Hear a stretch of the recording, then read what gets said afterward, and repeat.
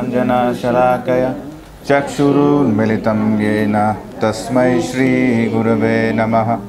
श्रीचैतन्यमनोभीष्टं स्थापितं येन भूतले स्वयं रूप कदा मह्यं ददाति स्वपदान्तिकं। वन्देऽहं श्रीगुरोः श्रीयुतापदकमलं श्रीगुरून् वैष्णवांश्च श्रीरूपं साग्रजातं सहगण रघुनाथान् वितं तं सजीवं साद्वैतं सावधूतं परिजनसहितं कृष्णचैतन्यदेवं श्रीराधा कृष्णपादान् सहगण ललिता श्रीविशाखान्वितांश्च नमो विष्णुपादाय कृष्णपृष्ठाय भूतले श्रीमते भक्तिवेदांत स्वामिनिति नामिने। नमस्ते सारस्वती देवे गौरवाणी प्रचारिणे निर्विशेष शून्यवादी पाश्चात्यदेशतारिणे। हे कृष्णा करुणा सिंधु दीनबंधो जगत्पते गोपेश गोपिका कांत राधा कांत नमोस्तुते। तप्त कांचन गौरांगी राधे वृंदावनेश्वरी ऋषभानुसुते देवी प्रणमामि हरिप्रिये। वाञ्छाकल्पतरुभ्यश्च कृपा सिन्धुभ्य एव च पतितानां पावनेभ्यो वैष्णवेभ्यो नमो नमः।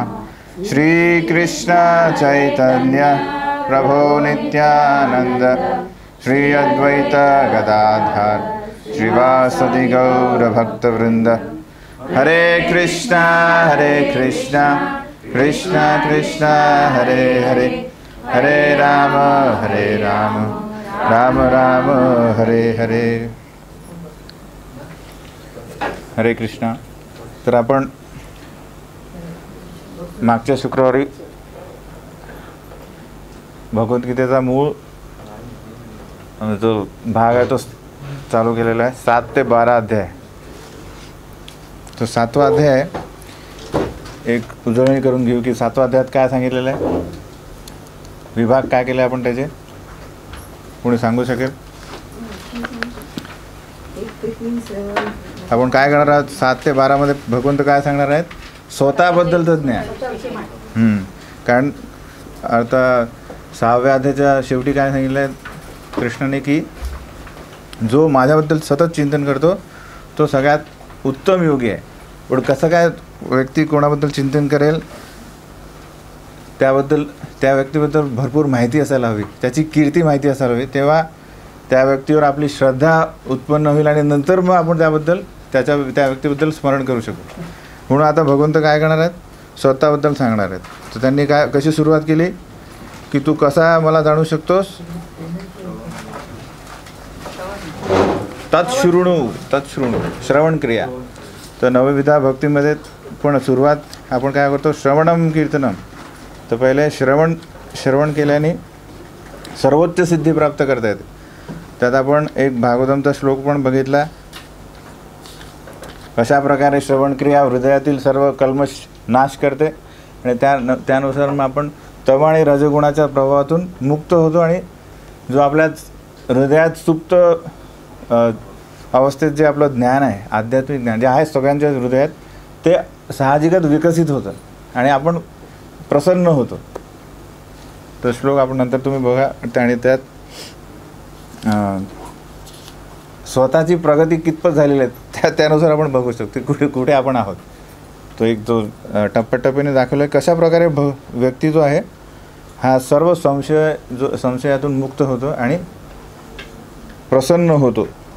एवं प्रसन्न मनसो, ती हा स्तर गाठणे हा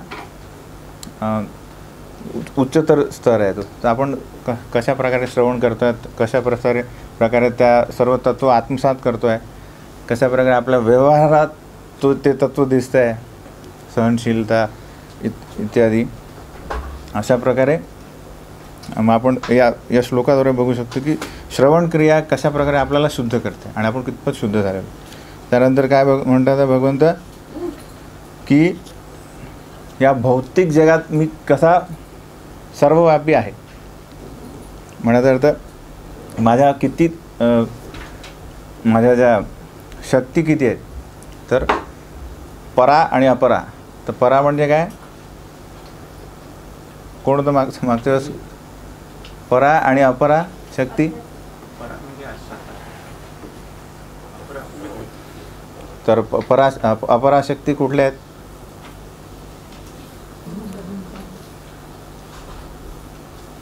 भूमी, रपो, नलो, वायू, हे काय आहेत, हे अपरा आहे की परा आहेत.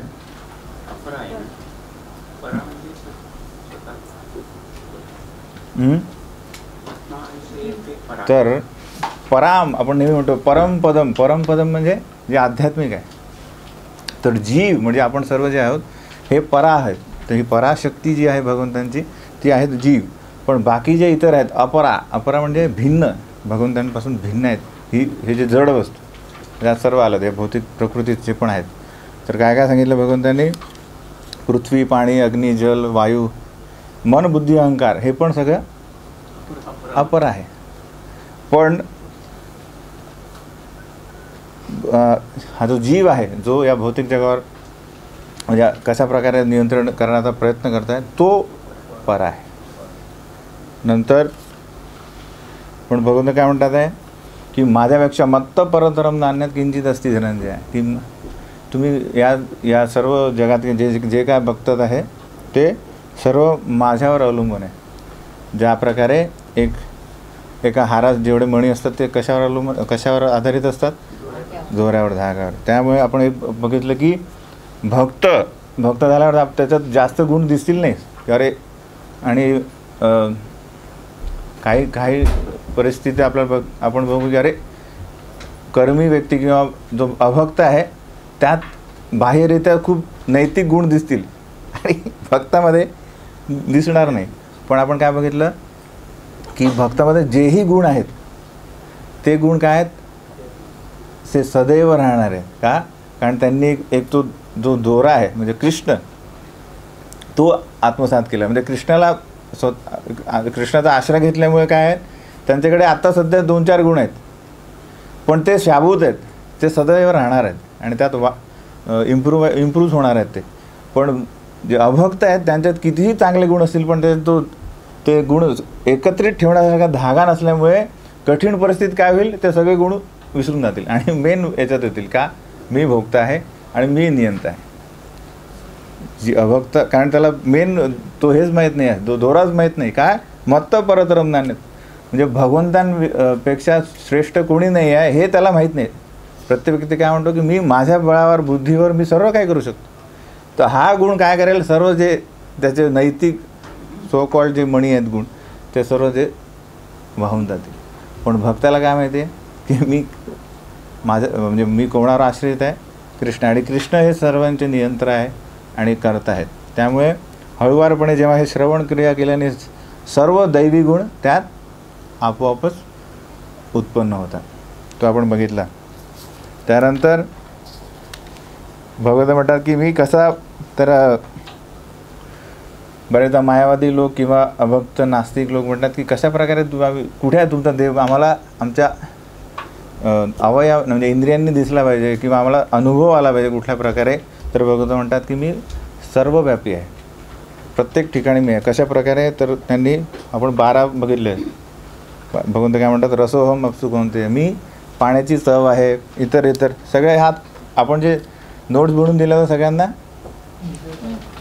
हे आपल्याला जेव्हा काय प्रचाराच्या वेळेस काय होतं की ह्या साध्या गोष्टी, आणि बुद्धिमान व्यक्ती असेल समोरचा तर हा लगेच त्याला पटून देता येतं. पण आपल्याला माहिती आहे हे.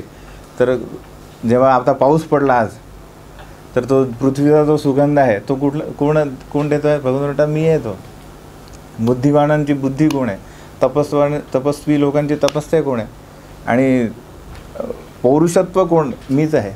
अशा प्रकारे भगवंत सगळ्या स्वतःचं जे सर्वव्यापी अस्तित्व आहे ते सांगतात. नंतर 3 गुण, हे कोण आहेत, 3 गुणांचा नियंता प्रभू जे आपलं श्रीकृष्ण आहे. कृष्ण कधीच त्रिगुणाच्या अधीन होत नाही, आपण सर्व अधीन आहोत.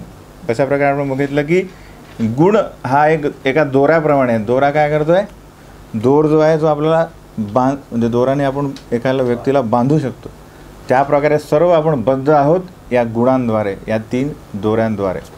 पण भगवंत सदैव परम आहे, त्यामुळे त्यांच्यावर कुठलाच प्रभाव येत नाही. आणि या 3 गुणांमुळे सर्व जण काय झालेले आहे, मोहित झालेले आहेत. त्यामुळे ते भगवंत जे परम आणि अव्ययम आहेत, ज्यांचा क्षय होत नाही, हे ते जाणत नाही, हे भगवंत स्वतः सांगतात. आणि जोपर्यंत म्हणजे मामेव ये प्रपद्यन्ते, जोपर्यंत मला तुम्ही शरण येत नाही तोपर्यंत या 3 गुणातून तुमची मुक्तता होणार नाही, असं भगवंत स्वतः सांगतात अर्जुनाला. तर आपल्याला समजा म्हणजे मेन उद्देश काय की यातून मुक्त व्हायचं आहे, तर आपल्याला प्रोसेस काय माहीत पाहिजे. प्रोसेस काय, तुम्ही स्वतःहून कितीही प्रयत्न केले, या लोकावर गेलो, सूर्यग्रहावर, चंद्रग्रहावर, स्वर्गलोकावर, ब्रह्मलोकावर, तरीही त्यांनी होणार नाही आहे. तिथेही आहेत गुण, पण काय म्हणतात भगवंत, मामेव ये प्रपद्यन्ते, फक्त मला शरण या. शिवजीला पण नाही, ब्रह्माला पण नाही, यांचा आश्रय घेतल्याने मी 3 गुणात मुक्त नाही. का, कारण ब्रह्मदेव पण हे सत्वगुणात आहेत, सत्वगुण पण हा एक दोरच आहे, शिवजी पण आहेत. तर ते कुठल्याच प्रकारे आपल्याला मुक्त करू शकत नाही, कारण ते स्वतःही एका प्रकारे बद्ध आहे. कारण त्यांनी भगवंतांच्या सेवेसाठी हा गुण म्हणजे यूज केलेला आहे, आणि त्याच्या अधीन आलेले आहेत, त्यामुळे ते करू शकत नाही. पण म्हणतो मामेवचा अर्थ काय आहे, फक्त कृष्ण करू शकतात आपल्याला मुक्त. ठीक आहे. तरंतिते म्हणजे याचा अर्थ काय की आपण या भवसागरात आहोत, त्यामुळे स्वतःचा किंवा इतर कुठल्याही व्यक्तीचा आपण आधार घेतला तरी हे आपण पार करू शकत नाही हा सागर. फक्त काय करायचं आहे, कृष्ण स्मरण याची जी बोट आहे ती आपल्याला धरायची, त्याने आपण होणार आहे काय, हा भवसागर पार करणार आहोत आपण. नंतर काय, तर एक अध्याय झाला ना की पूर्वीचा अध्याय आपल्याला असा शॉर्टमध्ये लक्षात पाहिजे, म्हणून आपण विभाग करून दिले लागले. काय, कारण सगळी लिंक आहे. कशा प्रकारे 6व्या अध्याय जिथं संपतो तर शेवटच्या 2 श्लोकावरून 7वा अध्याय सुरू झाला. आता 8वा अध्याय कसा सुरू होतो आहे, तर 7व्या अध्यायाचा जो शेवटचा पार्ट आहे त्याच्यावरून अर्जुनाला प्रश्न पडतात, अरे ह्याच्यात काय, हे काय मला कळलं नाही. म्हणून मग भगवंताला तो प्रश्न विचारतो आणि त्यानं तर म्हणून अशी लिंक लागण्यासाठी हे महत्त्वाचं आहे की आपण येण्याआधी पूर्वी काय झालं हे सगळ्यात थोडा एक अभ्यास करून एक थीम लक्षात राहिली पाहिजे. हे तर लक्षात. नंतर आपण बघितलं 4 व्यक्ती आहेत जे कधीच भगवंतांना शरण येत नाही. भगवंत म्हणतात मामेव ये प्रपद्यन्ते, पण हे 4 म्हणतात कधीच नाही.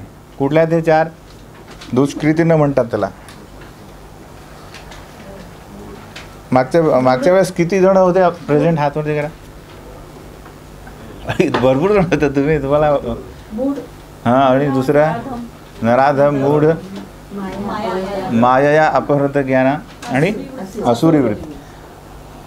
तर हे जे मूढ आहेत हे काय आहेत, त्यांना हे काहीही केलं आहे हे ज्ञान समजतच नाही आध्यात्मिक, की आपण शरीर नाही आत्मा आहोत. तर म्हणून यांची तुलना कशाशी केली आहे, गाढवाची, की त्याला मेन मुद्दाच कळत नाही. हे कॅटेगराईज म्हणजे मानवांची कॅटेगरी केलेली आहे की हे जे मूड आहे ते गाढवाप्रमाणे कामं करणाऱ्यांना मेन मुद्दा समजणार नाही. मग दुसरा आहे नराधम, त्यांचं काय, त्यांना समजतोय सगळं की आपण आत्माने शरीर आहोत, पण काय तो नराधम म्हणून काय ते त्यांचा कलच नाही, म्हणजे स्वतःहून वाटत नाही त्याला, नाही त्या भले हे ज्ञान बरोबर चांगलं आहे आणि अशा प्रकारे जगावं, पण मुद्दाम नाही करणार ते. म्हणत अर्थ ते त्या ज्ञानाचा उपयोग करणार नाही, म्हणून त्यांना नराधम म्हणलं गेलं. की का बरं नराधम, कारण त्यांना पूर्ण संधी आहे की भगवंतांचा आश्रय घेऊन यातून मुक्त व्हायचा, पण तरीही नाही करणार. म्हणून त्यांना सगळ्यात नीच स्तरावर, मानवाच्या सगळ्यात नीच स्तरावर मानलं जातं. म्हणून त्याला नराधम, अधम म्हणजे सगळ्यात नीच. नंतर आहे मायया अपहृत ज्ञाना. तर अपहृत ज्ञान म्हणजे ज्याच्याकडून जे ज्ञान आहे हे हिसकावून घेतलेलं आहे, म्हणजे म्हणत अर्थ काढून घेतलेलं आहे. तर हा कुठल्या टाईपचे व्यक्ती आहेत हे?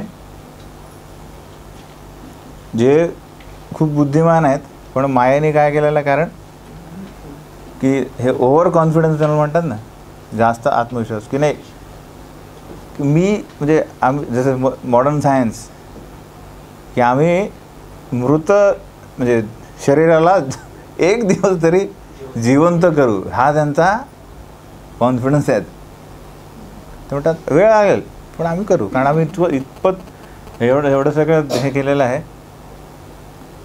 ते पण करू आम्ही. तर त्याला वाटतं माया अपहृत घ्या, त्या जे मूळ ज्ञान आहे हे त्यांच्याकडनं हे सगळं. आणि आसुरी व्यक्ती कोण आहेत? नास्तिक. हे जन्मतः द्वेषी असतात भगवंतांचे, म्हणजे द्वेष करणारे भगवंत. एक लोक आहेत जसे हे मूढ जे आहे यांचं कसं आहे की ते म्हणजे निदान भगवंतांविरुद्ध तरी जाणार नाही म्हणायला होतं. असुर म्हणजे काय? हिरण्यकश्यप कसा होता? रावण, की आहे विष्णू आहे पण त्याला मला मारायचं आहे, याला म्हणतात असुरी वृत्ती की द्वेष. नंतर मायावादी व्यक्ती पण तसेच, की भगवंत साकार रूपात आहे पण त्यांनी म्हणतात नाही निराकार आहेत. कारण काय? कुठल्याही साकार व्यक्ती त्यांनी सुख अनुभवलेलं नाही. त्यांना सभोवताली बघतात की सगळीकडे साकार आहेत पण सगळीकडे काय हे 3 गुणांनी आपल्याला काय केलेलं आहे? सदैव समस्यात टाकलेलं, सुख नाही आहे. त्यामुळे साकार असलं की म्हणजे तिथे आनंद नाही आहे, म्हणून निराकार म्हणजे आनंद. म्हणून त्यांचा सगळा हेतू काय असतो की विलीन होणे. त्यामुळे अशा प्रकारे ते काय करतात? एका प्रकारे भगवंतांचा अपमान करतात, हे की नाही. एखादा जसं आपण बघा की मानवातच एक समजा व्यक्ती आहे आणि तो आपल्यासमोर बसला आणि आपण त्याला बघतच नाही. बघत म्हणजे समजा आता एखादा आपल्याकडे पाहुणे आलेत तर त्यांना काय आलं ते विचारणे वगैरे ते सोडून ते दुर्लक्ष करणे, तर हा झाला अपमान. आणि हा तो साधारण झाला पाहुणा झाला जो तुम्हाला सर्व काही प्रोव्हाइड करतो आहे. नित्यो नित्यानाम चेतनास चेतनानाम, म्हणजे पूर्वी म्हणजे पहिलेपासनं सर्व काही जे भेट पाणी अग्नी सगळं कोण प्रोव्हाइड करत आहे? भगवंत. आणि त्यालाच आपण काय करतो आहे? अस्तित्वच नाही. तर हा मायावादी म्हणून प्रभुपाद जेव्हा अमेरिकेत गेले असताना जे सुरुवातीचे जे भक्त होते ते म्हणायचे की अरे प्रभुपादांना मायावादी एवढा कसा काय राग आहे? प्रभुपाद नेहमी काय करायचे की, कारण तेव्हा बरेचसे मायावादी गुरु पण तिथे प्रचार करायला लागले ना, तर हा कन्सेप्ट कळायला त्यांना वेळ लागला की ॲक्च्युली मायावाद म्हणजे काय. तर मायावाद म्हणजे हा भयानक प्रकार आहे की ज्यात भगवंतांना दुखवणे. म्हणजे सगळ्यात असुर म्हणजे काय? असुर आणि मायावादामध्ये फरक काय? असुर हा भगवंताचं अस्तित्व तरी हे जाणतो की भगवंत आहे. आणि जसा हिरण्यकश्यप हा जेव्हा त्याचा हिरण्याक्षाचा वध करतात वराहदेव, तेव्हा तो दिती आणि ते हिरण्याक्षाची जी पत्नी आहे त्यांची सांत्वना करायसाठी तो म्हणतो की काय आपण शरीर नाही, आपण आत्मा आहोत असं सगळं सांगितल्यानंतर तो म्हणतो पण विष्णूने माझ्या भावाची हत्या केली म्हणून मी त्याला ठार करेन. पण आता तो कुठे आहे? तो भक्तांच्या हृदयात लपलेला आहे. म्हणजे त्याला सगळं ज्ञान आहे की भगवंत कोण आहे आणि जो कोणाच्या हृदयात राहू शकतो म्हणजे तो त्याची कॅपॅसिटी काय म्हणजे तो ते सगळे जाणतात. पण त्यांना काय करायचं की मला बनायचं सगळ्यात म्हणजे मेन कंट्रोलर. पण मायावादी म्हणजे त्याच्यापेक्षा भयंकर की अस्तित्वच नाकारणं. पण 6व्या अध्यायात बघितलं काय म्हणतात ते की निराकाराने साकार रूप धारण केलं. कुठला तो श्लोक आहे? 6व्यामध्ये नाही सॉरी याच याच्यात आहे की चतुर्वेदानंतर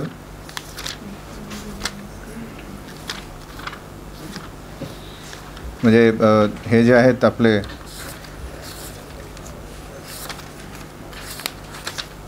अव्यक्तम व्यक्तिम आपन्न, म्हणजे अव्यक्तम होते आता व्यक्ती झालेलं आहे. असं कोण म्हणतात हे अबुद्धय, ज्यांना बुद्धी नसणारे हे मायावादी लोक. तर तिथे नंतर हे 4 झाले आपले दुष्कृतीनं. आणि कुठले मग सुकृतीनं कुठले, जे सदैव आपले भगवंतांचा आश्रय घेतात. आर्त म्हणजे काय, पीडित लोक. पीडित म्हणजे बऱ्याच प्रकारे समस्या आली आहे, जीवनहानी झालेले. उदाहरण एखादं सांगू शकता कोणी? गजेंद्र काय, गजेंद्रने भगवंताचा आश्रय कधी घेतला? जेव्हा त्याचं आता काहीच नाही होऊ शकत, कारण तो त्या मगरीने काय केलेलं, त्याला पकडलेलं आहे. 1000 वर्ष झालेत पण त्याला कुठल्याच प्रकारे सुटका होत नाही. म्हणून त्यांनी काय केलं की आता माझ्या थोड्याशा जी शक्ती राहिलेली आहे त्याने मी काय करतो आहे, एखादा पर्वत वगैरे, माझ्यात पूर्वी होती ताकद की मी एखादा पर्वत भगवंतांना अर्पण करू शकतो, पण आता फक्त मला हे कमळ अर्पण करता येतं. तो आर्त. अशा प्रकारे हे असे आर्त असतात. दुसरा अर्थार्थी म्हणजे धन अपेक्षा. असं एखादं उदाहरण, ध्रुव महाराजांची काय अपेक्षा होती? ब्रह्मदेवांपेक्षाही कुठलं उच्च पद. तर ही म्हणजे आली अर्थापेक्षा. आणि तिसरा जिज्ञासू मध्ये कोण असेल? जिज्ञासा ही भगवंतांबद्दल जाणणे. परीक्षित महाराज असू शकतात, पण परीक्षित महाराज आणि हे शौनक ऋषी इत्यादी. आणि चौथे ज्ञानी लोक म्हणजे की ज्यांना, म्हणजे याचं एक उत्कृष्ट उदाहरण काय असू शकतं? चतुष्कुमार म्हणजे हे, यांनी स्वतः त्यांना जाणलं की मोठा झाल्यानंतर, म्हणजे ब्रह्मदेवांचा काय आदेश होता की म्हणजे या प्रजनन करा, या पूर्ण सृष्टीला काय करा, वाढवा. ते म्हणतात नाही, आमची वाढ झाली तर काय होईल, आम्ही या संसारात अडकू. म्हणून स्वतःला तरी वाढच थांबवली त्यांनी. हे झाले ज्ञानी. अलग लक्ष. तर हे व्यक्ती काय करतात, सदैव भगवंतांचा आश्रय घेतात. आणि भगवंत काय म्हणतात नंतर की यातला जो ज्ञानी आहे तो मला सदैव प्रिय आहे. अलग. मग अर्जुन विचारतो की मग बाकी ठिकाणचं काय? थोडं नाही, ते पण उदार आहे. का? कारण त्यांनी माझा आश्रय घेतला. ते इतरत्र जाऊ शकले असते, हो की नाही, पण ते माझ्याकडे आले. म्हणून बहुना जन्मना म्हणते, बऱ्याच जन्मांनंतर ते मला प्राप्त करते. मग एक प्रश्न येतो की ठीक आहे, हे झाले म्हणजे दुष्कृतीनं झालं, सुकृतीनं झाले. मग इतर लोक जे तुम्हाला येत नाही ते कुठे जातात? तेवढं देवांची उपासना. मग भगवंत सांगतात की ते कुठे जातात? विशिष्ट देवांकडे जातात. मग तिथे काय करतात ते? तिथेही भगवंत म्हणतात मी स्वतः काय करतो की तिथे काय जातात, पण काम आहेच ते भौतिक इच्छा घेऊन, की या भौतिक इच्छा पूर्ण करण्यासाठी जातात. आणि तेव्हा जे जातात तेव्हा मी सगळ्यांच्या हृदयात आहेत परमात्मा म्हणून. तर मला माहीत पडतं की हे माझ्याकडे न येता या विशिष्ट देवतेकडे जातात आहे. पण त्यांची स्थिती कशी आहे? इतर व्यक्ती जसे इतर व्यक्तींपेक्षा ते जास्त चांगले आहे. कसे की एखादा व्यक्ती समजा खूप गरीब असेल तर तो काय करेल? एखादा गावातला जमीनदार, त्यासाठी तो देवच झाला.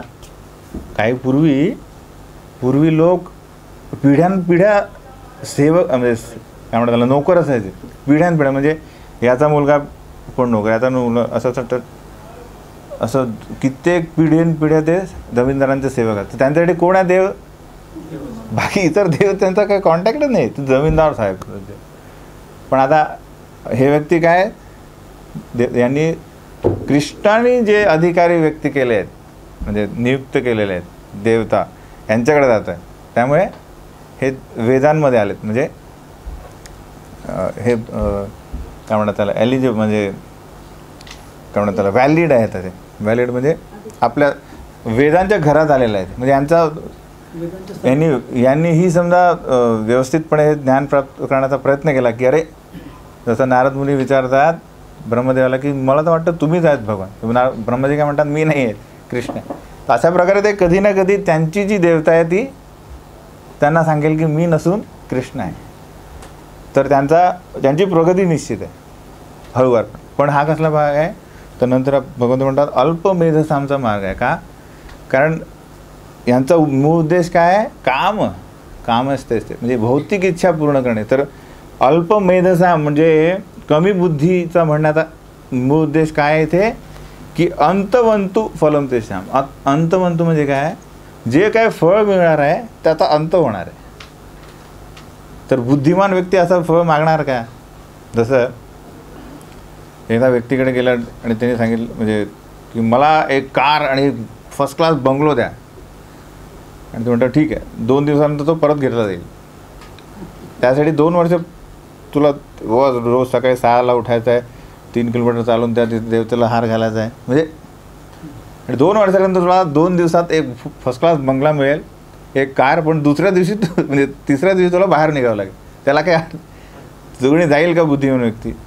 तर या पूर्ण अपर अँगल म्हणजे हे आपण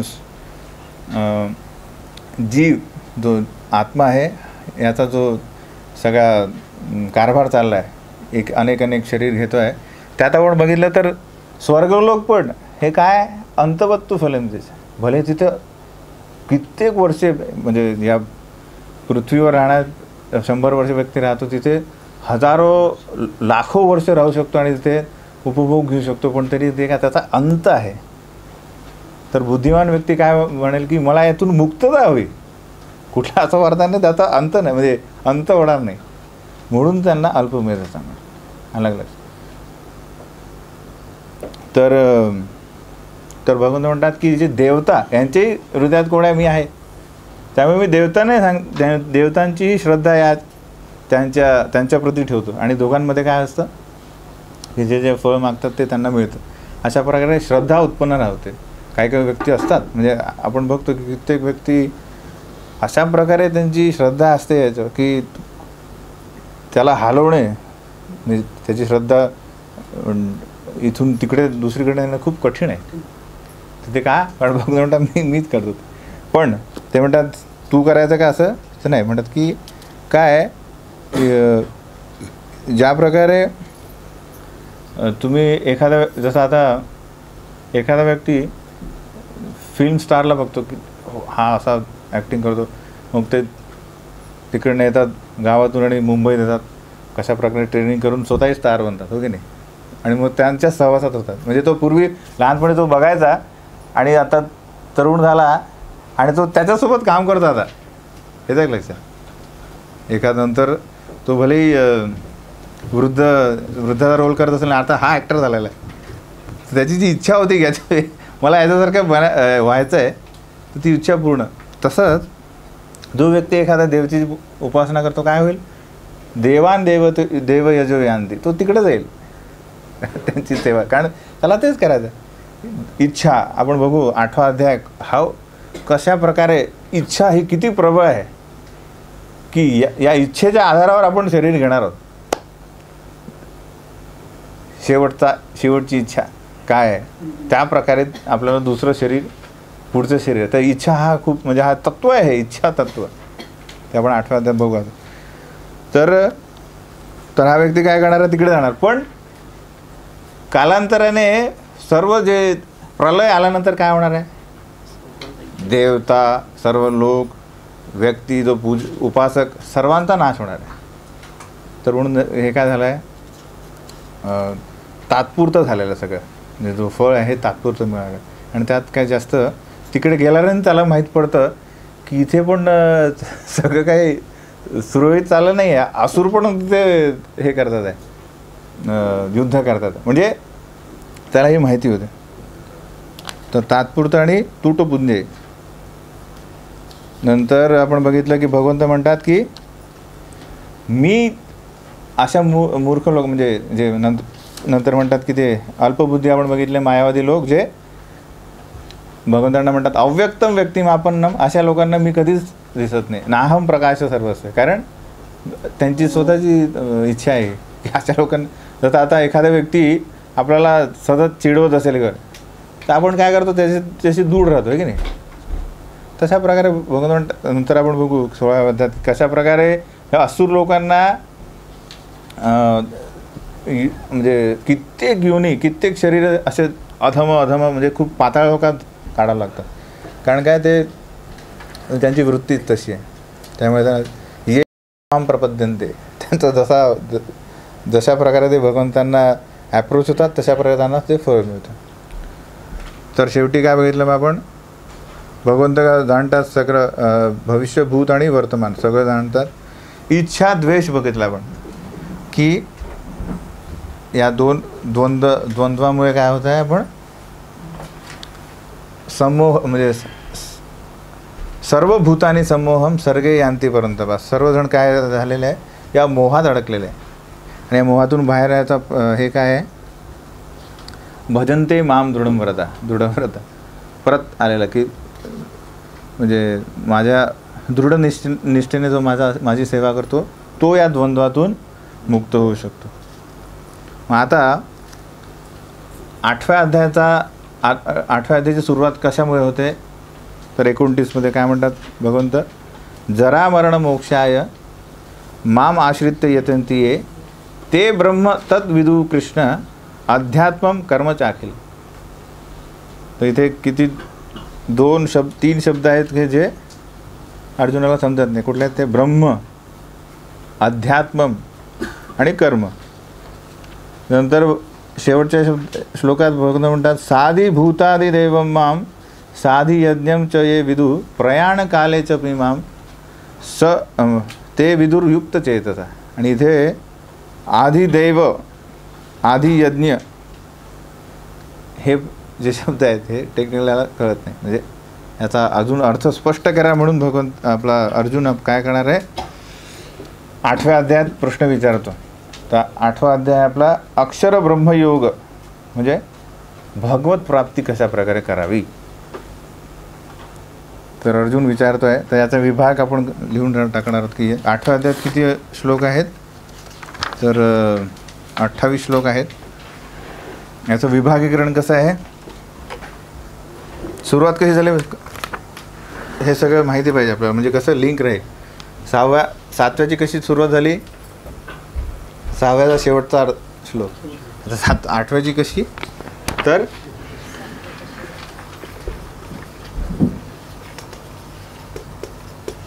1 ते 4 हे श्लोक काय आहेत. भगवंत म्हणतात की म्हणजे पहिल्याच याच्यात अर्जुन हा प्रश्न विचारत आहे. तर कृष्ण काय करतात की त्याच्या 8 प्रश्नापैकी 7 प्रश्नांचे उत्तर देतात.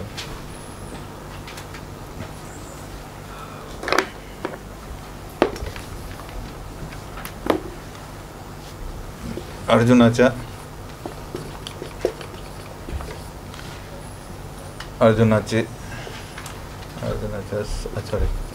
7 प्रश्नांची उत्तरे. तुम्ही जसा अध्याय होतो ना तसा एक पहिल्यापासून त्या अध्यायापर्यंत विभाग काय सगळे पाठ करायचे. समजलं की नाही. पहिल्या अध्यायात किती श्लोक आहेत, त्याचे विभाग किती होते, दुसरा कसा, तिसरा कसा, चौथा, अशा प्रकारे ते तुम्हाला पूर्ण भगवद्गीता सिनॉप्सिसमध्ये त्याचं लक्षात राहील, हे की नाही. तर प्रश्नाचे उत्तर देतात. नंतर 5 ते 8 कृष्ण स्मरण जे आहे, म्हणजे 8वा जो आहे प्रश्न त्याचं उत्तर, सॉरी इथे 6 प्रश्नांची उत्तर आहे ही. तर बेसिकली 8 प्रश्न जे विचारले त्यात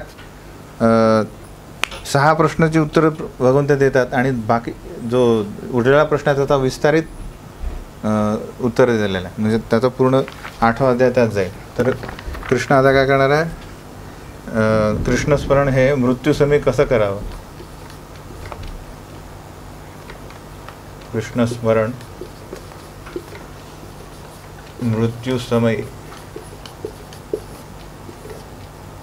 कसे करावे. नंतर आहे 9 ते 13. यात योगमिश्र भक्तीद्वारे कृष्ण स्मरण कसे करावे.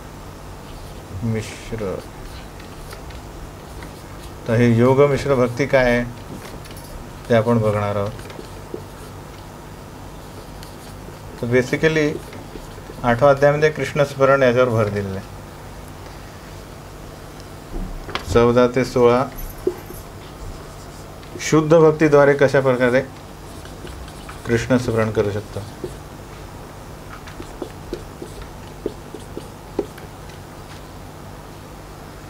17 ते 22 या भौतिक आणि आध्यात्मिक जगाची तुलना करताना कसं काय स्मरण करू शकतो आपण भगवंतांचं.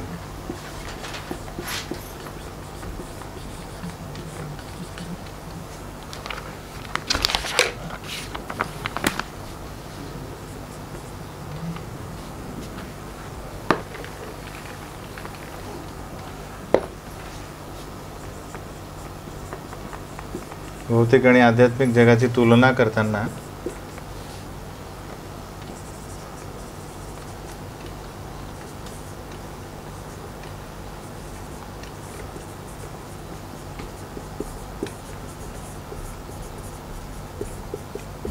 इकडे कृष्ण स्मरण कसं करू शकतो. नंतर शेवटचा 23 ते 28 यात भक्ती योगाद्वारे म्हणजे जे शुद्ध भक्ती योगाद्वारे हे जे कृष्ण स्मरण कशा प्रकारे सोपं आहे हे बघणार आहोत. सर्वात सोपे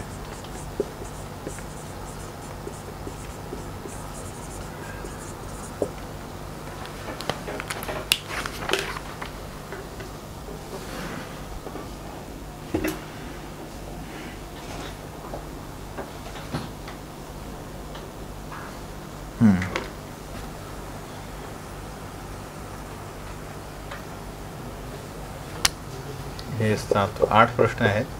हे 7व्या प्रश्नाचे उत्तर आहे.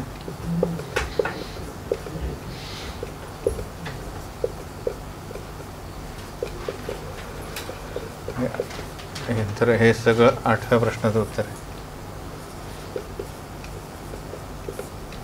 ठीक आहे. हे 9 ते 28 असं आहे याचं विभागीकरण.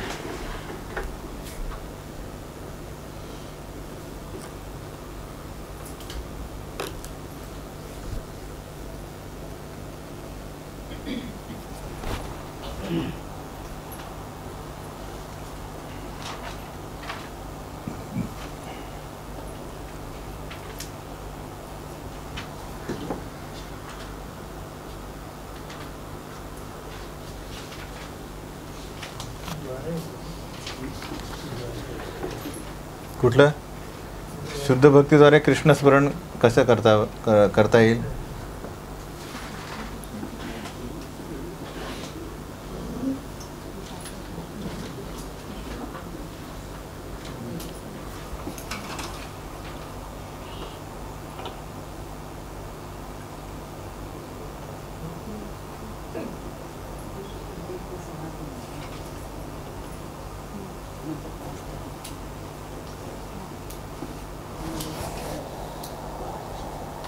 झाल्यावर सांगा सगळे.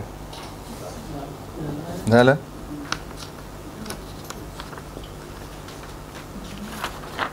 तर आपण एक एक विभाग बघायला सुरुवात करू.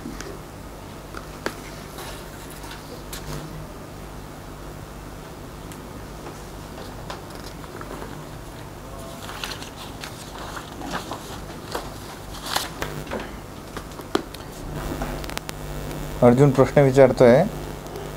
अर्जुन उवाच किं तद् ब्रह्म किम अध्यात्मं किं कर्म पुरुषोत्तम अधिभूतं च किं प्रोक्तं अधिदैवं किमुच्यते अधियज्ञ कथं कोऽत्र देहेऽस्मिन् मधुसूदन प्रयाणकाले च कथं ज्ञेयोऽसि नियतात्मभिः।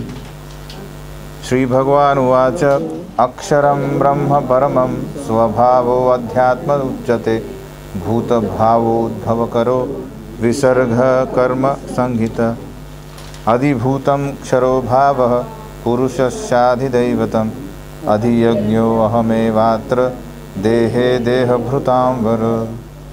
तर चार प्रश्न आपले या पहिल्या आणि दुसऱ्या श्लोकात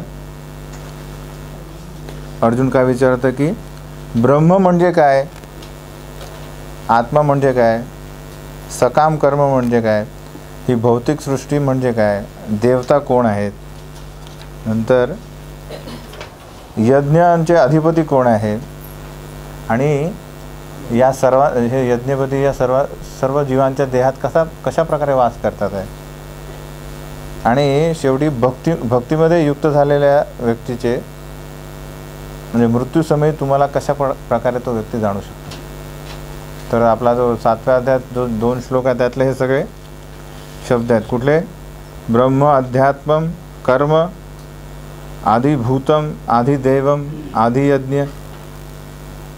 तर तो प्रश्न विचारतो की ॲक्च्युली हे तुम्ही वापरलेत पण याचा अर्थ काय, भगवंत काय म्हणतात आहे। तर आता प्रभुपाद लिहितात की दुसऱ्या अध्यायात की दुसऱ्या श्लोकात यज्ञपती म्हणून इंद्राला पण यज्ञपती म्हणतात,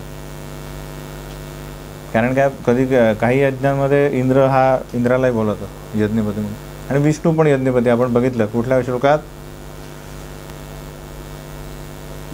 भोक्ताराम यज्ञ सपदा।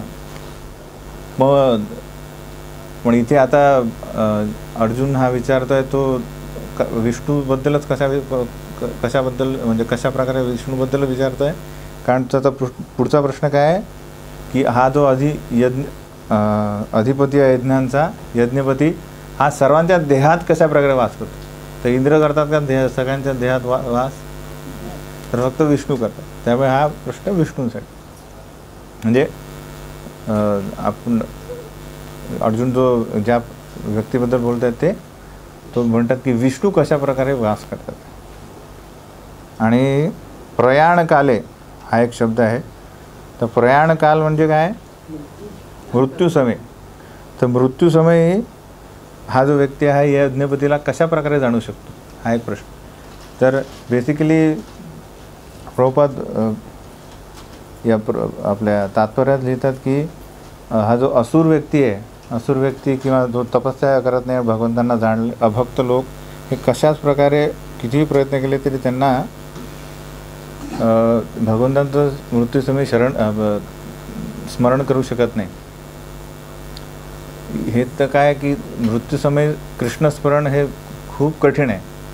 मोठे मोठे जे आचार्य झालेले आहे भक्त झालेले ते प्रार्थना करतात भगवंतांना, काय करतात, कुलशेखर महाराज एक आहे ते म्हणतात की ते भगवंतांना प्रार्थना करतात की आता मी सध्या तरुण आहे त्यामुळे मला माझं मन म्हणजे स्तब्ध आहे, म्हणजे आय मीन विचलित नाही आहे, त्यामुळे मी तुमच्या नावाचा जप करू शकतो, स्मरण करू शकतो, पण वृद्धावस्थेत ही परिस्थिती नसेल, त्यामुळे काय करतो माझं ते म्हणतात की माझं आता मरण आलं तर बरं आहे का, कारण मला तुमचं स्मरण होऊ शकेल आणि मी माझं जीवन सार्थक करू शकेल।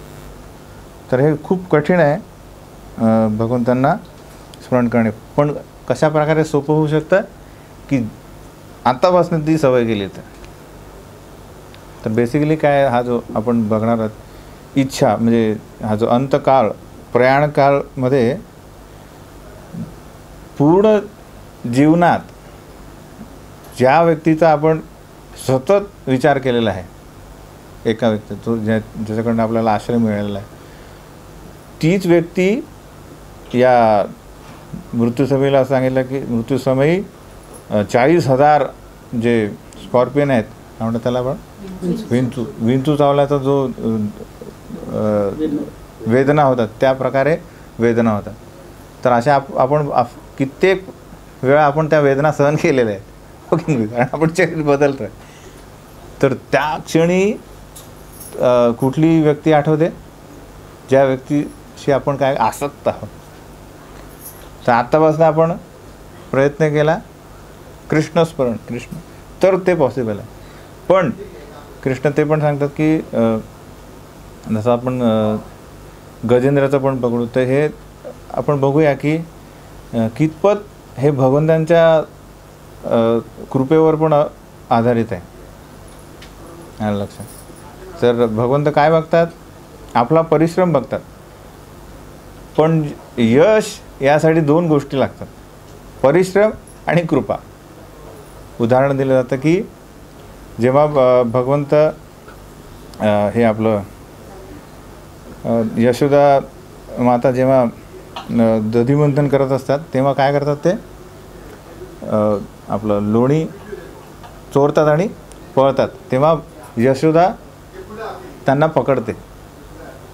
तर आचार्य म्हणतात की अरे हे परब्रह्म आहे, ज्याला मोठे मोठे योगी पकडू शकत नाही, तर ही स्त्री कशी काय पकडू शकली.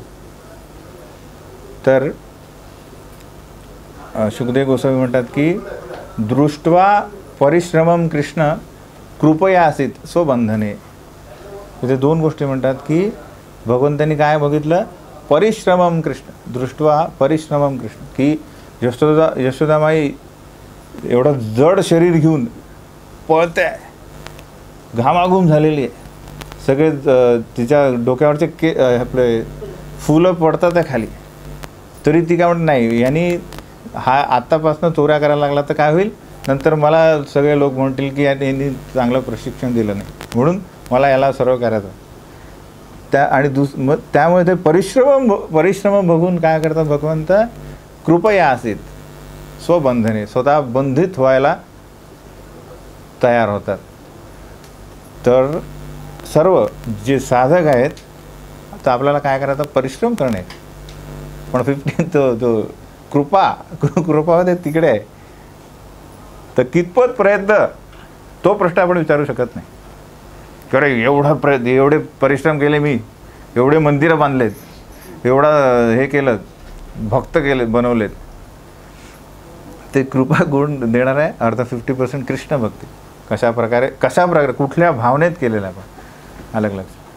तर जननिवास प्रभू म्हणतात की त्यांनी क्लासमध्ये सांगतात की जी सेवा आपल्याला आवडते ती समजा सेवा मिळाली तर काय होतं, तो करता भाव येतो की अरे तर माझा बाया हात का खेळ आहे, हे की नाही. एखादा समजा कुक असेल, त्याला म्हटलं अरे 100 जण आले कुकिंग कर, तो काय तो छाटकट करून.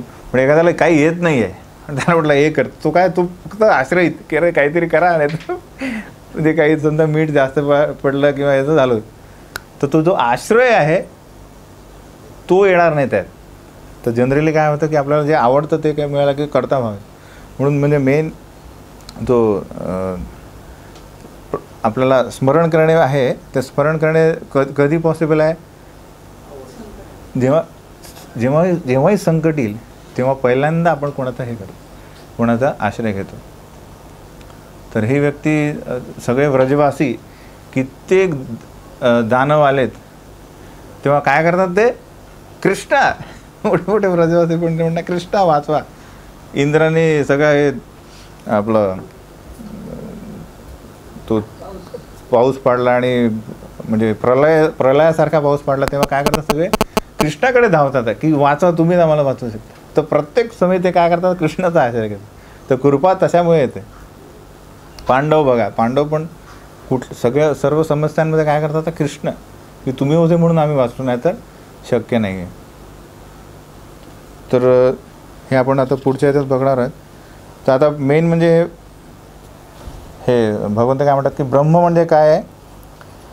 तर ब्रह्म म्हणजे दोन भगवंताने म्हणू शकतो आपण, आणि जीवालाही म्हणू शकतो. तर अविनाशी जीव म्हणजे ज्याचा आपण काय नश्वर नाही, म्हणजे आपण आपला अंत नाही होत आहे, शरीर बदलत जातं, पण आपण काय शाश्वत आहोत भगवंतांसारखे. पण फक्त आपल्याकडे भगवंतांना फरक काय आहे की भगवंत परमब्रह्म आहे, आपण समजले. तर इथे तर हा जो हे आध्यात्मिक याचं म्हणजे याच्यात ते टेक्निकल वर्ड आहे ब्रह्म. ते बरेचदा आत्मा आपण म्हणतो ना आत्मा, तर आत्म्याचा उल्लेख कधी कधी शरीरालाही करतं, जे शरीरालाही आत्मा म्हटलेलं आहे. तर वेगवेगळ्या कॉन्टेक्स्टमध्ये वेगवेगळ्या गोष्टींना म्हणतात, काय म्हणतात त्याला, आत्मा म्हटलेला आहे. मनालाही आत्मा म्हटलेलं आहे. तरी आपल्याला कळायला पाहिजे की कुठल्या संदर्भ म्हणतात ना, संदर्भात काय म्हटलेलं आहे. तर इथे जो ब्रह्म आहे तो कशाला म्हटलेला आहे, अविनाशी जीवाला म्हटलेला आहे ब्रह्म. आणि त्या जीवाच्या नित्य स्वभावाला अध्यात्म म्हटले झाले, अध्यात्म म्हणतात. तर मग तो कुठला स्वभाव आहे आपला नित्य जो असतो, कोणी सांगेल? आपला नित्य स्वभाव काय आहे? सेवा करणे. असं कोणी म्हणू शकतं की मी सेवा करणार नाही, म्हणजे सेवा करत नाही. सर्वांची आपण कोणाच्या कोणासाठी सेवा करतो. तो आपलं काय आहे ते नित्य स्वभाव आहे, त्याला अध्यात्म म्हणतो. आणि कर्म म्हणजे काय की जीवांच्या प्राकृत, म्हणजे आपले जे आत्ता शरीर आहे हे आपल्या पूर्वजन्माच्या कर्माचं फळ आहे.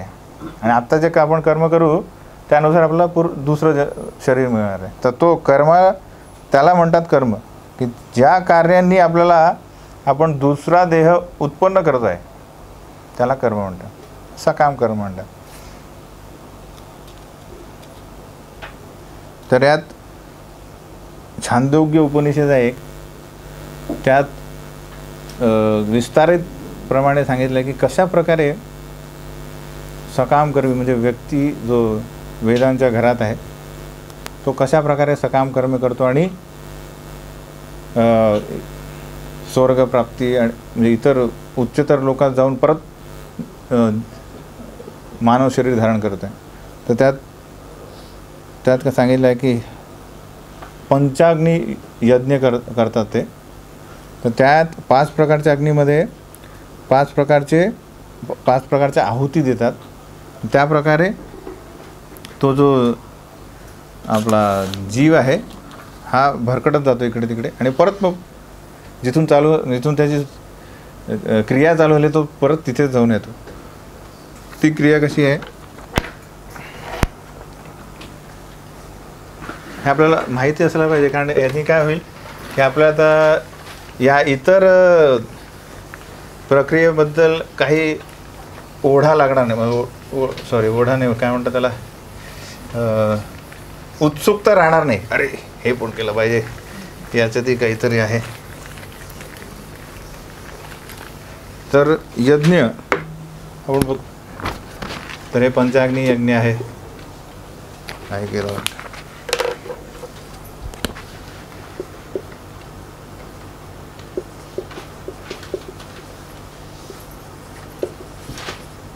तर लोक ते व्यक्तीला श्रद्धा असते, त्यामुळे तो काय करतो, हे पंचाग्नी यज्ञ करतो. त्यात 5 प्रकारे 5 अग्नीमध्ये 5 आहुती टाकल्या जातात. तर त्याचा अर्थ काय की हे यज्ञ केल्याने, हे सॅक्रिफाईसचा यज्ञ बघून आपण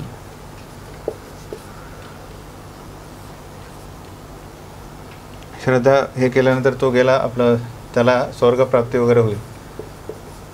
तिथे त्याला आपण बरेचदा बघितलं की इंद्रिय उपभोग करण्याला भरपूर सुविधा असतील, पण नंतर पुण्य क्षीण झाल्यानंतर काय होईल, तो परत काय होतं, पावसाच्या रूपात तो काय होतो, परत पृथ्वीवर पडतो. तर पावसाच्या रूपात आला तर आता विचार करा, हा जो पहिला पाऊस पडला यात अगणित डास आणि माशा जन्म घेतात आहे. हे जीव जे आहेत हे कुणाचा आश्रय घेतात आहे. आपण बघतो पावसानंतर कुठल्या जीव वाढतो, म्हणजे कुठल्या माशा वाढतात आणि डास वाढतात. तर ते कुठं येतात बघा, म्हणजे जीव एकच आहे. बँक बॅलन्स वाढवला कुठे गेला तो, आणि धान्य पण येतं ऑफकोर्स, कारण पावसामुळे काय होतं, सर्व धान्य. तर कित्येक जीव जे आहेत हे आश्रय घेतात वेगवेगळ्या शरीराचा. तर पावसामुळे काय होत आहे, ते धान्यात एखादा व्यक्ती आपलं जीव शरण घेतो. धान्य मनुष्य खाल्ल्यानंतर काय होतं, त्याचा वीर्यात रूपांतर होईल. त्यामुळे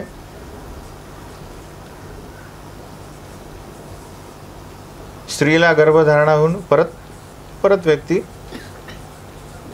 जो आहे मनुष्य शरीर धारण करेल. तर असा हा जो चाललेला आहे,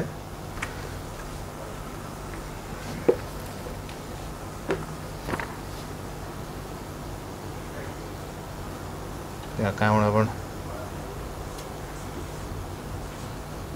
लहान. तर बेसिकली काय हा जो प्रकार काय चालला आहे, हा मोठा होईल, तो श्रद्धापूर्वक हे यज्ञ करतो आहे, जो झालेला आहे तो मोठा होऊन यज्ञ करतो आहे, परत स्वर्गप्राप्ती, पुण्य, हे सगळे पुण्यवान लोकांबद्दल करतो आहे, परत चाललेलं आहे. कारण कुठेच कोणी सतत राहू शकत नाही. पण वैदिक कर्मकांडामध्ये हा इतका रूढ झालेला आहे की स्वर्ग, आपण बघू की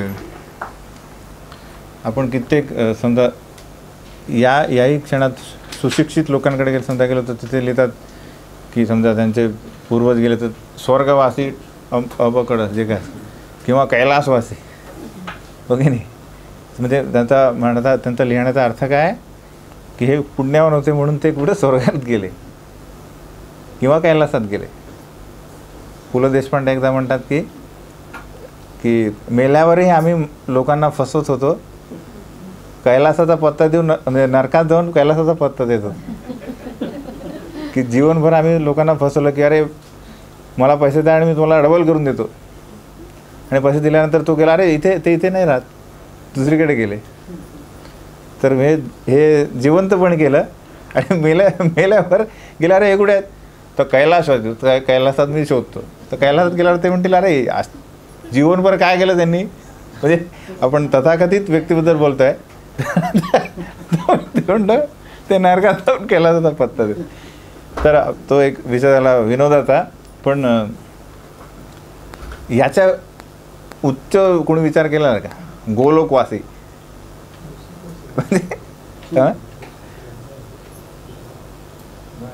तर म्हणायचा अर्थ काय की प्रशिक्षण, प्रचार हा महत्त्वाचा आहे. की जसं बऱ्याच जणांना IIT काय आहे हे माहीतच नसतं. तर जेव्हा इंजिनिअरिंग करताना गेल्यानंतर त्याला माहीत पडतं, अरे IIT याच्यापेक्षा आपल्या कॉलेजपेक्षा बऱ्याच प्रकारे चांगला आहे. जे मला माहीत असतं मी त्याची तयारी केली असते, हो की नाही. कित्येक हुशार असतात लोक, पण त्यांना त्यांच्यापर्यंत ती माहितीच पोचली नाही आणि तो वेळ गेला आणि इंजिनियर झाले, हो की नाही. तसंच एखादा सद्गुणी व्यक्ती आहे, असे बरेचसे आहेत, पुष्कळ जण आहेत, पण त्यांना हे माहीतच नाही की अरे ॲक्च्युली हे काय आहे, कृष्ण म्हणजे या 3 गुणातून मुक्तता कशी काय मिळेल. ते काय करतात, जे त्यांचे शुभचिंतक किंवा मोठे किंवा त्यांच्यापैकी मित्रगण असतील ते काय करतात तेच आपण करतो. की आज काय केलं तू, अरे हा यज्ञ आहे तो कर, हे होईल. तर साहजिक आहे, तो मित्र आहे म्हणून तो कर, हे की नाही. तर सर्वोच्च ज्ञान जो देणार आहे तो भगवंतांना प्रिय असतो. भगवंत तिथं सांगतात की मला सर्वात प्रिय कोण आहे, जो या ज्ञानाचा प्रचार करतो. कारण या ज्ञानाने काय करतो आपण, त्या व्यक्तीची सर्वोच्च प्रगती करून देत आहे. प्रगतीसाठी त्याला ज्ञान देत आहे, ओके नाही. तर सध्या म्हणजे आता माहिती नाही, पण पूर्वी 20 वर्षापूर्वी तरी अशी पद्धती. आता तर सगळं मॉडर्नाइज झालेलं, म्हणजे यज्ञ वगैरे, म्हणजे स्वर्ग वगैरे काय, तर वी डोंट बिलीव्ह वगैरे असं मायथॉलॉजी चालू झाली लोकांना, म्हणजे दे बिलीव्ह लँग्वेज. तर ते सांगायचा अर्थ काय की या सगळं माहिती असणे आपल्याला आवश्यक आहे की कशा प्रकारे हे जग चाललेलं आहे. आणि इव्हन ब्रह्मलोकातही काय मुक्ती नाही आहे 3 गुणातून. ठीक आहे. पुढे भगवंत म्हणतात की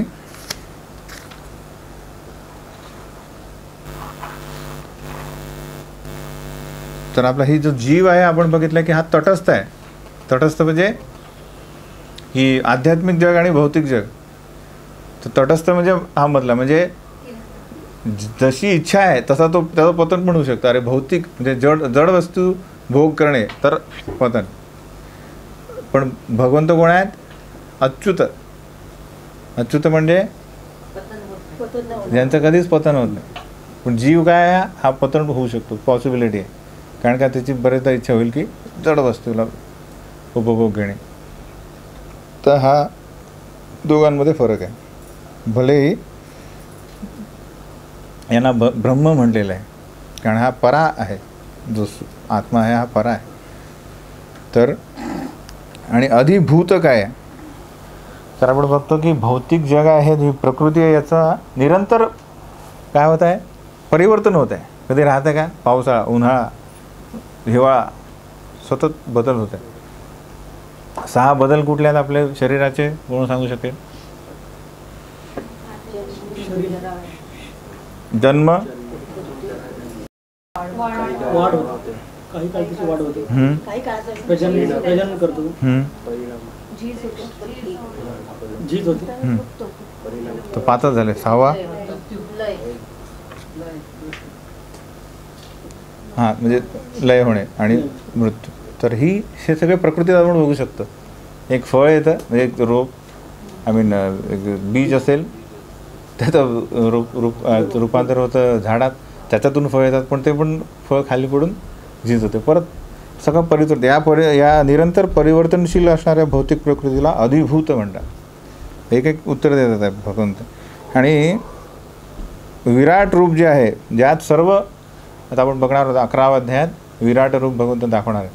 त्यात हे सगळे 14 लोक कशा प्रकारे भगवंतांचं शरीर आहे, त्यात सर्व देवी देवतांचा पण समावेश आहे. त्याला म्हणतात अधिदैव. आणि प्रत्येक देहधारी जीवामध्ये परमात्मा रूपाने जे भगवंत राहतात त्यांना म्हणतात आहे अधियज्ञ. किती प्रश्न झाले? उत्तर मोदा.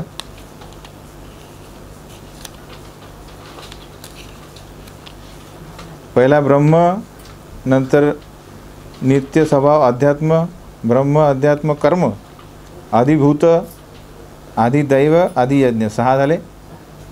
आता म्हणतात आहे, आता अर्जुन विचारतो की हा जो अधियज्ञ आहे म्हणजे विष्णू आहे, हा कसं काय भगवंतांच्या शरीरात वास करतोय? हा एक प्रश्न होता ना.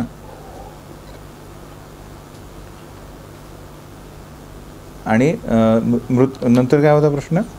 मृत्यूसमयी कशा प्रकारे व्यक्ती या अधियज्ञाला जाणू शकतो? प्रश्न काय होता? या अधियज्ञ म्हणजे विष्णूला कशा प्रकारे मृत्यूसमयी व्यक्ती जाणू शकतो?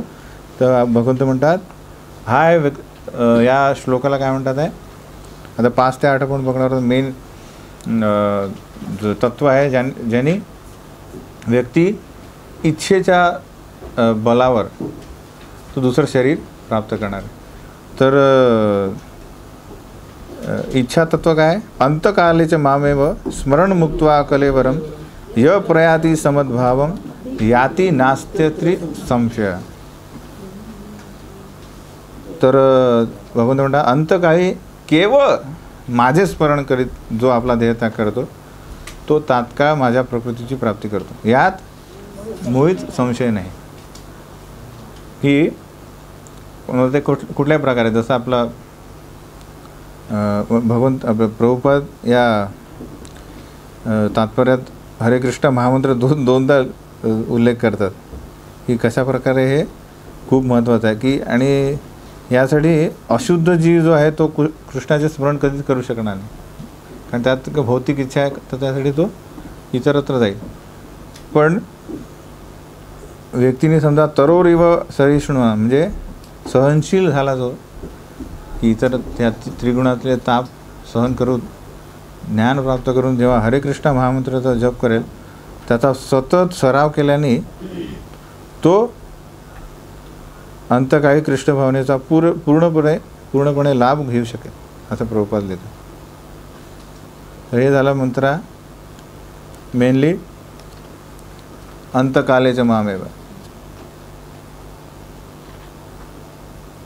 तर आता मला सांगा की 40,000 विंचूंचा जो दंश आहे, वेदना आहे, त्या वेदनेत कृष्णस्मरण अशा व्यक्तीला शक्य आहे का की यांनी कधीच कृष्णस्मरण केलेलं नाही किंवा तितक्या दृढतेने केलेलं नाही आहे? शक्य नाही आहे, हो की नाही? कारण आपला जो सूक्ष्म शरीर आपलं जे आहे त्यात फक्त या जन्माच्या इच्छा नाही आहे, पूर्वजन्माच्या पण इच्छा आहेत, हो की नाही? पूर्वजन्मीच्या कित्येक इच्छा असतील अलग लक्षात, आणि या जन्मात आपण त्याची वाढ करतोय, भौतिक इच्छा. तर या इच्छांमध्ये एक इच्छा की ती आसक्ती, कृष्णाची आसक्ती, तर तो व्यक्ती करू शकेल. तर मुख्यतः त्या व्याकुळ मनस्थितीत जसं आपले प्रल्हाद महाराजच यांना या 5 वर्षाच्या वयात कित्येक अडचणी आल्या. अडचणी म्हणजे त्यांनी हिरण्यकश्यपने किती प्रकारे त्यांना मारण्याचा प्रयत्न केला, पण त्यांनी प्रत्येक वेळी काय केलं, कृष्ण वाचवते, हा झाला आशा. नाही तर आपल्याला म्हणजे अरे आता हत्ती येतो आहे, समजा हत्तीच्या पायी त्याला टाकलं, अरे तो अजून आले नाही कृष्ण, मग दुसऱ्याला मी बोलवतो अरे, किंवा मी तो भाला घेऊन मारतो याला, कधीच नाही वाचवते. तर इनफॅक्ट त्याला भगवंत म्हणतात की नाही की कित्येक जन्मानंतर व्यक्ती जाणतो की आपलं वासुदेवम सर्वमिती, की सर्व हे वासुदेवांनी दिलेलं आहे. ॲक्च्युली जसं आपण त्या जमीनदाराचं उदाहरण घेऊया, तो नोकर का जमीनदाराला देव म्हणतो? काही तर कारण असायला पाहिजे की नाही? कारण त्याच्या सर्व गरजा जमीनदारात पूर्ण करत आहे, सर्व गरजा. त्यामुळे तो म्हणतो की झालं, संपला विषय, मला काय पाहिजे, मला जे पाहिजे ते हा देतो आहे. त्याचप्रमाणे हा जो महात्मा आहे, महात्मा सुदुर्लभा, जो काय जाणतो आहे वासुदेवम सर्वमिती, हे सर्व या भौतिक आणि आध्यात्मिक जगाचं कारण कोण आहे, तर वासुदेव. तर हा दुर्मिळ महात्मा आहे. तर तो यासाठी तो अनेक जन्म लागतात, बुद्धांनी मागच्या ह्याचं सांगितलं. तर त्यासाठी आपण काय करायला लागले, तर जनयस प्रभू काय म्हणतात की ॲटलिस्ट, आता पुढे भगवंत सांगतात की माम अनुस्मर युद्धाचं, म्हणजे तू युद्ध कर आणि युद्ध करताना माझं स्मरण कर. तर आपण समजा जेव्हा जे काय सेवा करतो किंवा जॉब करतो आहे त्यात हे शक्य आहे का? पण ॲटलिस्ट सुरुवात काय करा, सेवेच्या सुरुवातीला आणि सेवा झाल्यानंतर तरी स्मरण करा. तर आपण बॅकअपमध्ये सेवा करतो, काय करतो, ते भगवंतांची जेव्हा ड्रेसिंग किंवा पूजा वगैरे करतो तेव्हा काय करतो, सेवेच्या आधी स्मरण करतो आणि झाल्यानंतरही स्मरण करतो की काही चुका झाल्या असतील तर माफ. ॲटलिस्ट तिथे सुरुवात करू शकतो आपण. तर आपण जे काही कार्य करतो आहे त्या कार्याच्या सुरुवातीला आणि शेवटी भगवंतांचं स्मरण करू शकतो. तर अशा प्रकारे हळूहळू सुरुवात करून ती वेळ येईल की प्रत्येक क्षणी, जसं उदाहरण दिलं ते प्रभुपाद, आता एक आपले श्रुतकीर्ती प्रभू यांनी एक पुस्तक लिहिलं आहे. प्रभुपादांच्या सोबत त्यांनी 2.5 वर्ष सेवा केली, त्यांचं पर्सनल सर्व्हंट म्हणून. ते लिहितात की एकदा प्रभुपादांना फोन आला की कुठल्या तरी मंदिरात असं काहीतरी गोंधळ झाला, म्हणजे कोणी सोडून गेलं किंवा काही. तो प्रभुपाद खूप चिडले, भयानक ते फोडलं. तर आता हे नवीनच जॉईन झालं, ते म्हणते आता प्रभुपादांचा मूड चांगला नाही आहे, आणि लगेच काहीतरी त्यांना काहीतरी विचारत होतं प्रभुपादांना की आता मला हे करायचं आणि किंवा काहीतरी प्रश्न विचारत होतं. पण आता गेलं तर मी गेलो. प्रभुपादांचा तो राग बघितला तर 5 मिनिटांतर हळू दार उघडून बघतात की काय म्हणजे मूड कसा आहे बघून बघतात. तर दार उघडतात तर प्रभुपाद कीर्तनात रमलेले आहे. तर 5 मिनिटात व्यक्तीचा जो मूड आहे, म्हणजे जो राग आहे तो आपल्याला भौतिक वाटेल की अरे हे साधू आहे आणि एवढं राग, पण त्याचं तो राग आहे तो कसा आहे, त्याचं वर्तुळ काय आहे, ते बाह्य आहे. आंतरिक वर्तुळ त्यांचा काय आहे, कृष्ण आहे. तो बाह्य तो जास्त राहणार. आपलं उलटं आहे, आंतरिक भौतिक आहे, बाह्यरित्या का नाही भक्त आहे. पण आंतरिक जेव्हा अशी येईल ते काय होईल, आपले दिवस जातील त्यातून की अरे हे का झालं ते झालं ते. पण प्रभुपाद म्हणे हे कोण आहेत, म्हणजे म्हणत अर्थ तर हा अनुभव आपण घेऊ शकतो की शुद्ध भक्त जे आहेत त्यांचं हे जे आंतरिक वर्तुळ हे नेहमी काय असतं, कृष्ण आश्रय, कृष्ण स्मरण. कारण त्यांना माहीत आहे की हे बाकी सगळं काय आहे हे तात्पुरतं आहे आणि मी सेवेसाठी करतो आहे अलग, आणि मला मेन हे करायचं, त्यात पूर्णपणे ते करतील. असं नाही की ठीक आहे टाईमपास, पण त्यांचा मेन माहीत आहे हेतू. तर तो आपल्याला वर्तुळ आपल्याला ते करायचं आहे, कुठलं आंतरिक स्मरण. आणि बाह्यरित्या आपले भरपूर ज्या अमाप इच्छा, अमर्याद इच्छा आहेत, ज्या पूर्वजन्मीच्या ह्या जन्मीच्या, त्यावर आपण किती हुक लावलेले आहेत. सगळ्या इच्छा म्हणजे काय, आपण एक एक तो आकोडा असतो ना त्याला म्हणतात हुक, त्याचे लावून ठेवलेलं आहे. तर ते कुठे जातो तर ते आपल्याला ओढणार आहे. तर मुक्त नाही आपण, म्हणजे स्वतःच आपण बांधतो आहे आपण एक, अरे हे करायचं मला, युरोप ट्रिप करायची एक, हे येतं ना ॲडव्हर्टाईज, सिंगापूर आता एवढं झालं वॉट एव्हर, किंवा अरे ही कार मला मिळाली असते तर खूप झालं. काही त्या प्रत्येक प्रभुपाद म्हणतात एक गुलाबजाम पण खायचं असेल तर तुम्हाला ती इच्छा आहे, ती जन्म घ्यावा लागेल. तर तितपत आपल्याला हे जाणणे आवश्यक आहे की हे जे तत्व आहे, इच्छा तत्व कसं आहे. तर आता जनरल तत्व काय, जनरल लॉ काय आहे याचा जन्माचा, भगवंत म्हणतात यो यो याम याम तनुम भक्ताम यम यम वापी स्मरण भावम त्यजती अंते कलेवरम तम तमे वेती कौंतेय सदा तद्भाव भावित. म्हणजे कृष्णा म्हणजे मला माझं स्मरण केलं तर तुम्ही कुठे याल, माझ्याकडे, त्याचं काही संशय. तशाच प्रकारे तुम्ही ज्या कुठल्याही भाव म्हणजे काय, मूड. तर कृष्णस्मरण पण हा एक मूड आहे. जसं आपण बघितलं की प्रभुपाद ऑलवेज म्हणजे नेहमी काय करतात, कृष्णस्मरण तर तो मूड आहे त्यांचा तो राग वगैरे हा काय तो तात्पुरता त्या सेवेसाठी आहे. पण नॉर्मल तो जो मूड आहे त्यांचा काय, कृष्णस्मरण.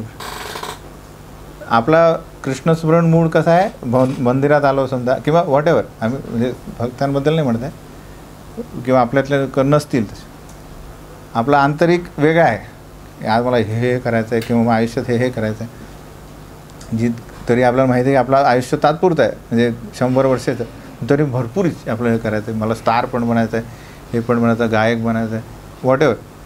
तर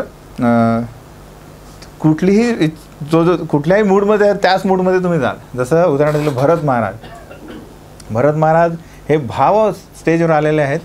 भाव स्टेज म्हणजे आपण बघितलं की अनर्थ निवृत्तीनंतर किती आहेत, निष्ठा, रुची, आसक्ती, भाव, 4 स्टेज.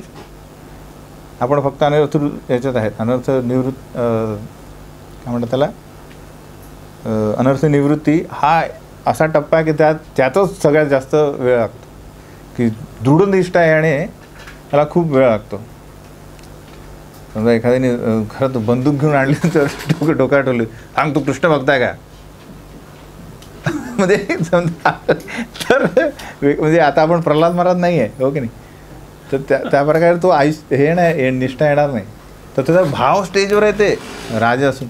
पण त्यांनी काय केलं, सगळ्यांचा त्याग करून जंगलात गेले आणि हरणाची एक त्यांची आसक्ती झाली की अरे हा हरिण हे याला कोणीच आश्रय नाही, तर मी याचं पालनपोषण करतो. आणि अशा प्रकारे त्यांची जी दैनंदिन त्यांचा रुची झाली की ते यज्ञ ज्यासाठी त्यांनी राज्य सोडलं की मी स्मरण करेल, म्हणजे कृष्णकथा, ते सगळं सोडून दिलं त्यांनी. आणि नुसतं त्याला चारा देणे, त्याच्याशी गप्पा मारणे, व्हॉट एव्हर. अशा प्रकारे तो जो मेला तेव्हा काय झालं, त्यांचा जो मूड आहे, भाव जो म्हणतो तो काय, हरिण. तर हा लॉ नाही जात, कोणी असो तुम्ही, भाव स्टेज, तर भाव काय म्हणतो आपला, हा लॉ म्हणतो तुम्ही ज्या भावात झाला तर तू हरिण घेऊन घेत. पण तो जो कृष्ण त्यांची जी स्टेज आहे कृष्ण भक्तीची, ती नाही गेली. म्हणत अर्थ काय आहे की बाहेररित्या हा लॉ वर्क करेल, कोणी असो आपण, पण त्यांची जी त्यांना त्या हरणाच्या शरीरात पण माहीत होतं की मी कोण आहे आणि कशा प्रकारे मला हे शरीर मिळालं, माझ्याच मूर्खपणामुळे. म्हणून त्याने काय केलं, त्याचा उपयोग केला. तर हा लॉ तर सगळ्यांना सदा तद्भाव भाविता, म्हणजे सदैव व्यक्तीने ज्या भावात शरीर सोडलं त्याच भावात तो दुसरं शरीर घेणार. तर हा जो आहे इच्छेचा प्रभाव आहे या शरीरावर, निसंदेह तो तशा प्रकारे. मग भगवंत काय म्हणतात, मग तुझं काय, तू भक्त आहे माझा म्हणून काय करायचं, तस्मात सर्वेषु कालेषु माम अनुस्मर युद्धेच्या मय्यर्पित मनोबुद्धी मामे वैश्यसी असंशय. तर पूर्वी तो जो श्लोक कुठला आहे, 3ऱ्या अध्यायात 30वा श्लोक कुठला आहे, 3रा अध्याय 30वा.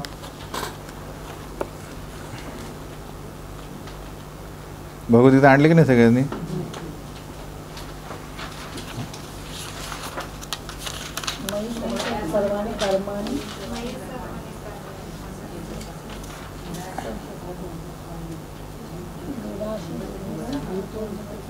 तू सर्व कर्मे मला अर्पित कर, म्हणजे सर्व कर्मे तू जे काय करतोय ते मला अर्पण कर. पण इथे काय करतात, तू मला पहिले माम अनुस्मर नंतर युद्ध कर. म्हणजे पहिल्यांदा काय करतात, ते सांगतात आहे की तू हे काय करायचं ते कर, सर्व कर्मे आणि मला अर्पण कर. इथे म्हणतात मला पहिले स्मरण कर आणि नंतर युद्ध कर.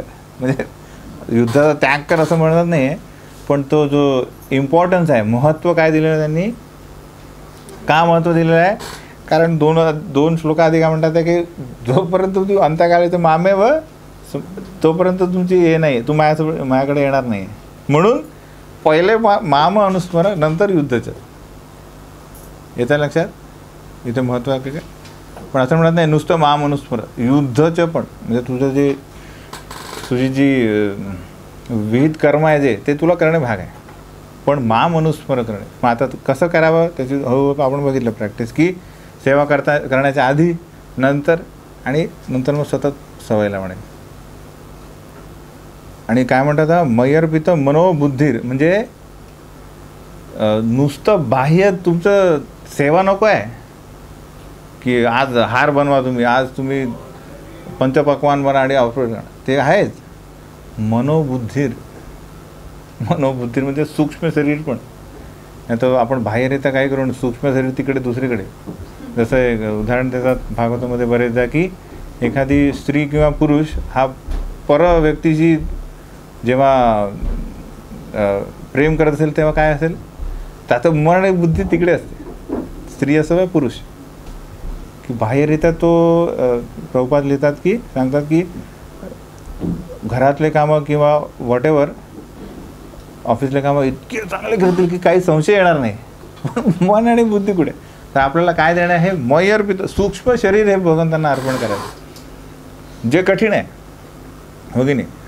ॲक्च्युली आपण बाह्य जे सेवा ही लपू शकत नाही. जसं आता तुम्हाला सांगितलं, अरे ते कोर्टयार्ड स्वच्छ कर, तर ते स्वच्छ केल्यानंतर तुम्ही त्यांना प्रसन्न करू शकता. असं नाही की काही लपवू शकत नाही तुम्ही, पण मन आणि बुद्धी करू शकतं की अरे तू काय केलं की नाही स्मरण, हो केलं, तर कोण कसा चेक करणार तुम्ही.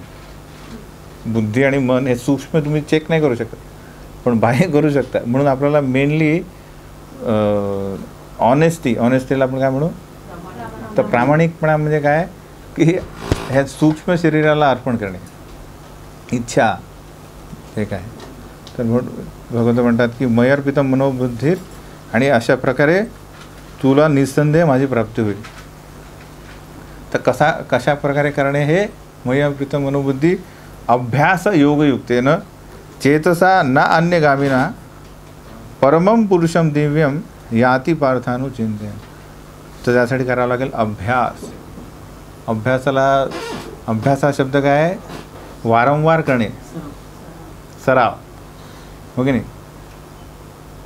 प्रत्येकजण कुठलाही क्षेत्र घ्या, त्यात सराव लागतोच.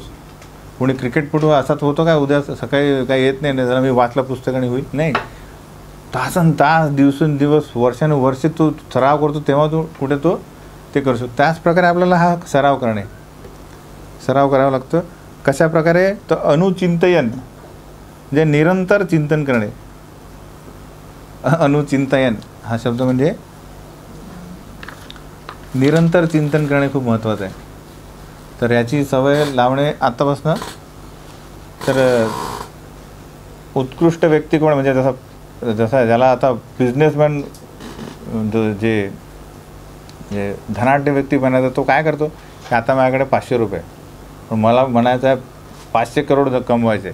तर ते कसे होतील? आपोआप हवेतून येतील का? ते प्लॅनिंग, ठीक आहे नाही, हे करेल म्हणजे हे करून त्याला म्हणतात अनुचिंतन. अनुचिंतन म्हणजे प्लॅनिंग.